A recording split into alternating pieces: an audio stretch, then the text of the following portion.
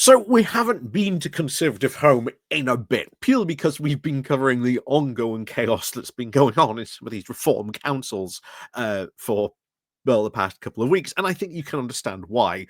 Quite frankly, the chaos going on in them is just too good to ignore. And bear in mind, I haven't even had chance yet, because this is how much stuff has been going on with them. I haven't even covered yet the fact that one reform councillor recently turned around and called all children in care evil. Or at least, no, sorry, he called some of the children in care homes evil. Yeah. But yeah, let's change the topic for now, because otherwise I could end up discussing that. Anyway, back to Conservative Home. I've said for a while that sooner or later, Brexit itself, the issue of Brexit, will come to a head in the Conservative Party. It is really the albatross around their neck, and sooner or later, they really have to really address it. And we've looked at polls from time and time again. You see the attitudes now for Brexit changing. That people, not only more and more are, thinking about, actually, this is a really bad idea. We should, probably, think about rejoining the EU. You've got even more good polling saying, actually, we should pursue closer ties with the EU, a lot closer than we are now. Things are changing. The political pressures, the political climate in this is changing. People are really, really recognizing that Brexit was just not a good idea, pushed by, well, people like Nigel Farage and all these fools like Daniel Hannan, who said, oh, it will be absolutely a wonderful idea, where it really hasn't really produced any good results. So it is very interesting today to see on the Conservative Home an article advocating that Conservatives should indeed change their attitude to Brexit, because when you look at polling, it is shifting. Brexit attitudes are shifting. So this guy asked, this Mark Yale, as we'll get into in a moment, asks, should not the Conservative Party attitude change on Brexit as well? We'll also, of course, for fun, have a look at some of the comments down below, because, oh boy. Oh boy, indeed. Anyway, before we do begin, let's, as we always do, if you want to help the channel grow, etc., please do click on the like, share, and subscribe buttons. If you are new, again, the subscribe button will help. There are, of course, links down below to the Patreon page, the Buy Me Coffee, the YouTube thank you button, and, of course, the YouTube membership down below as well. So thank you very much to all those people who do help and support the channel that way. So let's click on to this and find out what's going on in Conservative Home on this. So, Mark Yale, a local Conservative campaigner. So let's see what he has to say about this. So the Conservative Party calling the Labour EU-UK deal a betrayal and now promising to reverse it at the very first opportunity puts us at odds now with the wider electorate and makes a return to government less likely. Again, he's not wrong. He is not wrong on this, as you see in a moment. Recent YouGov polling showed that the majority of 55% of the British electorate think that Brexit was wrong, and given now different options in regards to Britain's relationship with the EU, 66% supported the option which was for a closer relationship. So the current approach we have adopted now in response to the deal means that we are going against the tide of public opinion and risks making us appear out of touch. Which, if again you really want to look at why the Conservatives lost the last election, big point. Big point. The Conservatives were not really addressing a lot of the concerns that the wider British electorate were really having at that time. As a result, Rishi Sunak got labelled constantly out of touch, because the big things that were going on were, of course, energy crisis, cost of living crisis. The Conservatives weren't addressing it, because to really address those causes, they would have to do a lot of things which, for them, were not conservative. Just look at all the real uncomfortableness they really did during, well, the pandemic. You know, um, a lot of the conservative MPs at the time were very, very uncomfortable with a lot of the stuff that their government was doing to help people out. But there are enough, at least smart conservatives, to really recognize the fact that actually, if they don't do this, it's going to have a lot worse outcomes for them. So a lot of them grumbled about it, got on with it. But if you may remember, there was, I can't remember which conservative it was, but like he turned around and I think he said about Rishi Sunak at the time, who was Chancellor, basically said that Rishi Sunak was proving that socialism could work. So, yeah, not a lot of them were very happy about that, if you remember that. So, back to this. So, he continues, I'm not, of course, advocating that we stand by and, of course, and applaud the deal, or are suggesting that we rejoin the EU. But if we do want to win the keys to number 10 and get back into the government, we must recognise the public's opinion on Brexit has now changed, and consequently, as a party, we must adapt and change as well. Well, can the party actually adapt and change as well? And also, if you are not going to stand by and applaud the deal, what should the party be offering instead? You know, what again? What would you do that would be different? So, back to this. We, of course, we did not lose last year's general election because of the deal we got from the EU.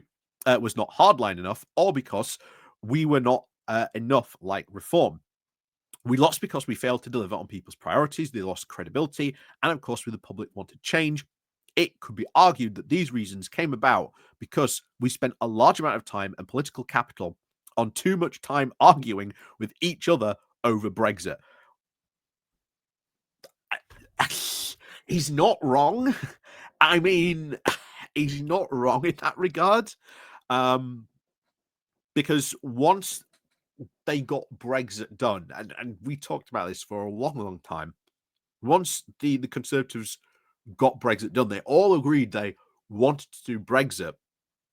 But then the cracks started to appear with what they actually wanted to do with Brexit. You know, it was the classic dog catches his tail or dog catches the ambulance. Now what does he do with it?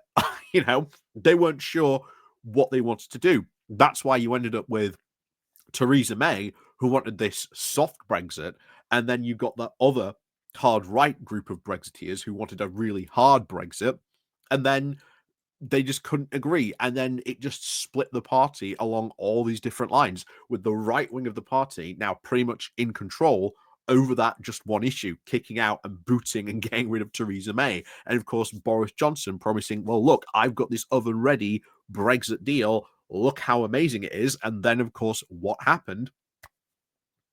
The right wing of the party hated that deal. And again, it just never, ever ends. You know, Brexit was just never enough. It was never, ever hard enough. Again, classic example. Look at Daniel Hannan during the referendum. Oh, no one was talking about leaving, you know, the single market and customs union. Only a fool would do that, he said live on Sky TV. You know, look at how his position changed on that over time. Still can't decide whether or not even now whether, you know, we should do that. And I often would love for someone to really see him challenge him on that when he said that live, because that just raises so many questions about like the referendum itself, what it actually meant.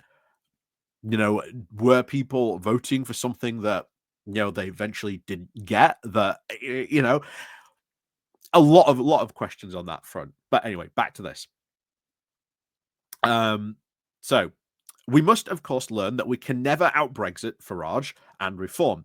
Every time we come up with a policy to try and appeal to the more hardline Brexit supporters and stop them voting reform, Farage, of course, disavowed it and shifted the goalposts.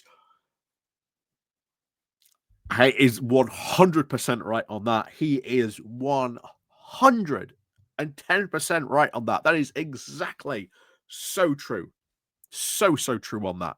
Every time they tried to do that, to try and head off, Farage would again move the goalposts, just as the other hard right Brexiteers would also try and do as well, to try and get an ever harder Brexit. So Farage, again, he rightly gets corrects right as well. Farage will, of course, carry on doing this, and we will never win the Brexit argument against him. Therefore, appearing tough on Brexit is not going to help to win back voters from Reform. They are now wedded to that party. Again, very true as well. This is, of course, born out of YouGov polling data, which shows that those who voted Reform at last year's general election, over 90% would vote Reform, even if there was another election. The highest loyalty now of any party. Again, a conservative using facts and data to back up his opinion is kind of shocking, but they never do this over anything else. Again, frustrating, but again, he's right on that as well. He's 100% right on that as well. Anyway, he continues, all we will achieve now is a further loss of our appeal, with now moderate Brexit supporting and Remain supporting voters who abandoned us and went to now Labour and the Lib Dems without winning back the lost Reform voters. Evidence of this and that hardline approach to Brexit is not a winning strategy is now found in the success of the proudly pro-European Liberal Democrats. In, of course, the 2024 election, they gained 63 seats. 31 of those were in constituencies that voted for Brexit. This does show that people have moved on from Brexit and are now looking to parties that feel they will deliver on other priorities that they now consider more important than Brexit. And we need to recognize this and follow suit. Again, but Brexit is still a key issue in a lot of other things. It's causing a lot of problems. This is why you are getting the current government renegotiating this deal, because they recognize the damage that the previous Brexit withdrawal agreement was doing to the country. Hence why you've got a massive support for closer ties with the EU. This is, of course, now supported in both polling data by both YouGov and Opinion, which does show a very low number of 13% for YouGov and 7% in Opinion of voters now consider Brexit now to be among the most important issue the country faces. The state of these UK health service and the economy are now the two biggest issues highlighted by these polls. However, the economy is absolutely linked to our Brexit problems. And it's just explaining that to people, telling that to people, why is our economy doing quite bad at the moment? Well, our largest trading partner, we have made it harder by our own choice to do so and make it harder to choose. You have seen small companies basically stop trading with Europe completely because it was easy, or it used to be easy, to send a package to London as it was to Paris, Berlin, Madrid, pick your European capital. Now it's not. Now it's even harder. In some cases, it's just not even worth it for that. So this is where it's going to get interesting. So what should we do? This is interesting because you never really get too much of this. In regards to Labour's EU's deal, we should be now looking to build a nuanced argument about the shortcomings of it without ripping it to shreds and denouncing it outright. The latter opinion would only drag us now in the opposite direction to the majority of the public's current attitude. So again, what are the shortcomings of it? What are the bad stuff about this? Because all the stuff that it's doing is making it easier for companies to now trade with our biggest, closest trading partner. How is that a shortcoming of it? Anyway, there are, of course, areas that we could now justifiably criticize without calling now for a complete scrapping of the deal and trying to appear to appease to now appear to be zealots. For example, Labour has agreed to follow EU agricultural rules, but it did not get us a seat at the rule-making table. Why? Because to be at the rule-making table, you have to be a member.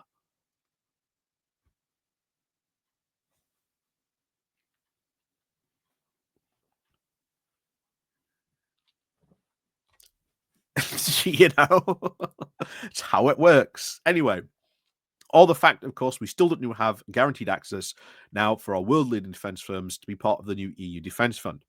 Although what we do have is really good, though, on that front. A lot better than even I was expecting for that.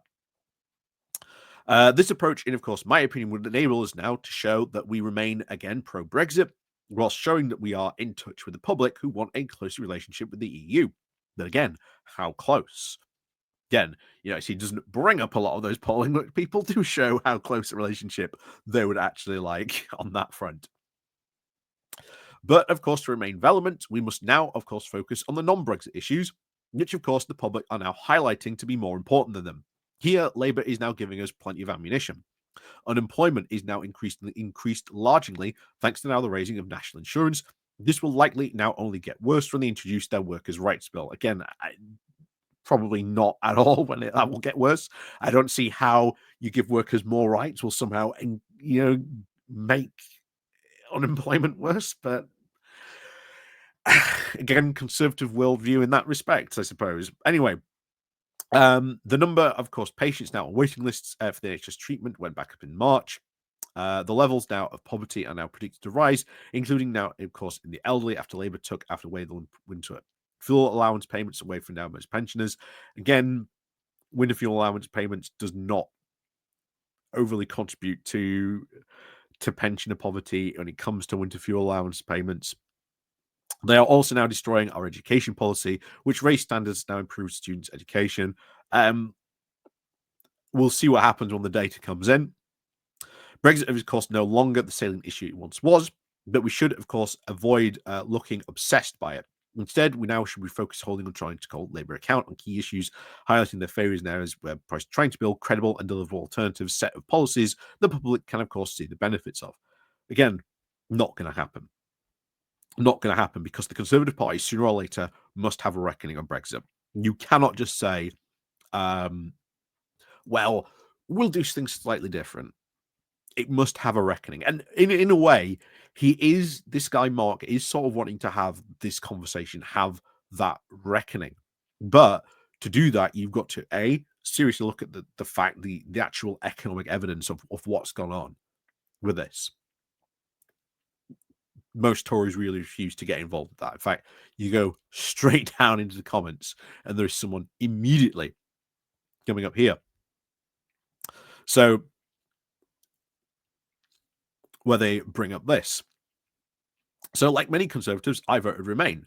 But when we left, I cannot see any party being now willing to undergo another divisive referendum to rejoin. We have a free trade agreement with the EU, and the same percentage of our exports goes up to the EU. Again, it doesn't at the time. We'll get onto that later, as at the time of the referendum.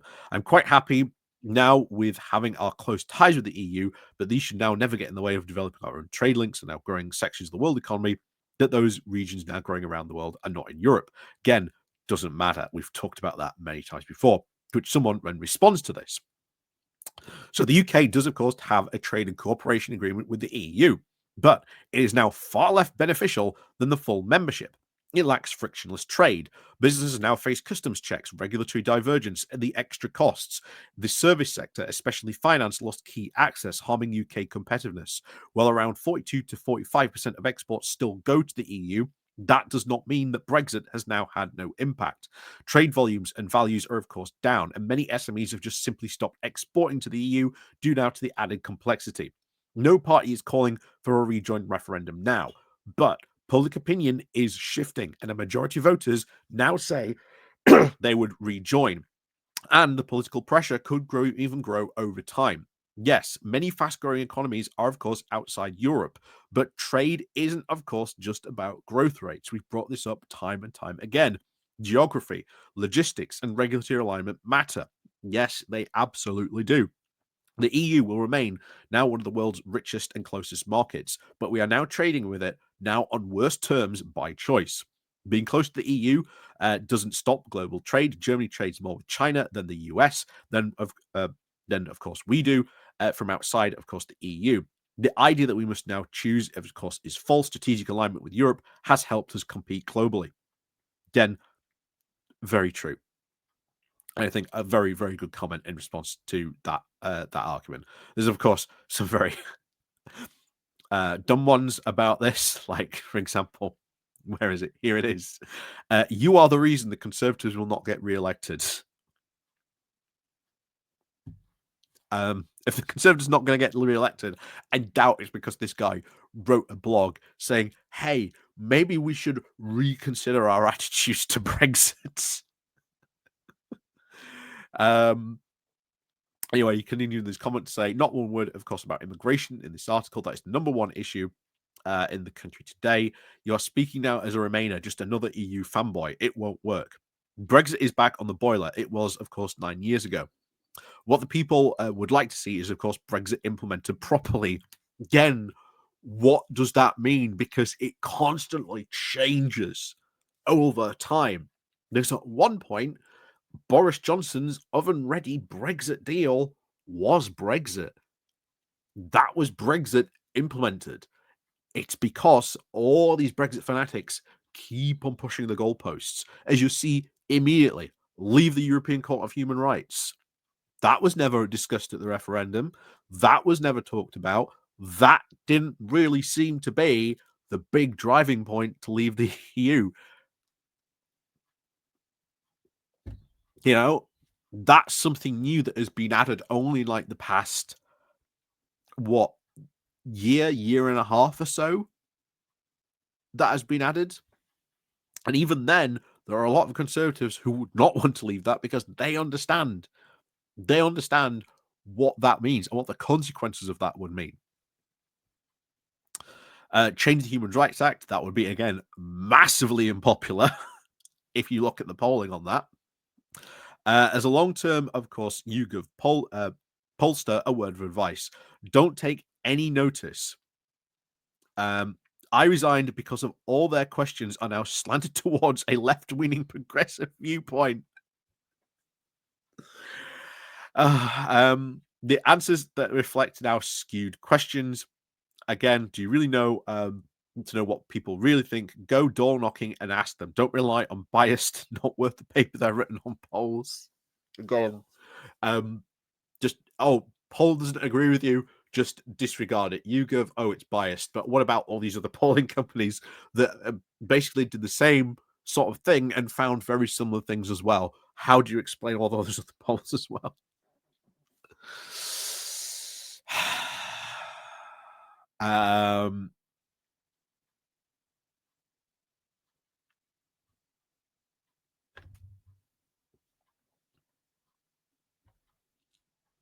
Again, fun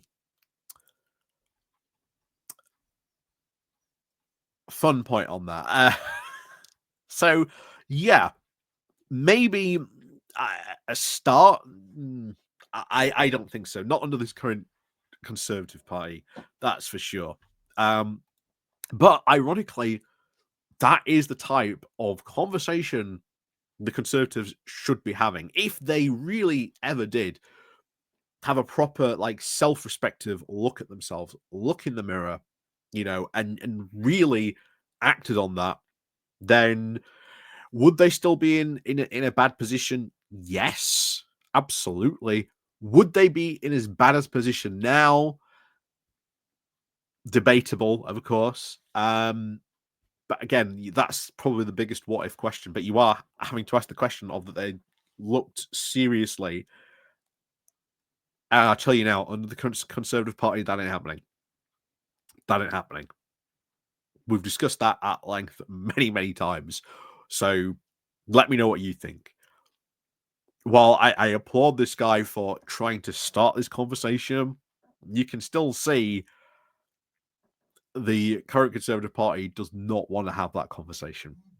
Does not want to have that conversation because obviously it would mean saying, well, was Brexit a really good idea? And they would have to have that conversation. That is a conversation they do not want to have. They do not want to have. Most parties are starting to have that conversation. The Liberal Democrats, I'd say, probably ahead of most. Labour is happening as well. We've seen that. That is good. So we'll see what happens. But I will say this now: we are a lot further along than a lot of people were predicting back in the day. People were still saying it was like, maybe even a couple more years before we even get to this point where we are now, where we are seeing these types of polling numbers. So, you know, hey, interesting times, as they say. So, as always, thank you very much for watching. And of course, as always, we'll see you all next time.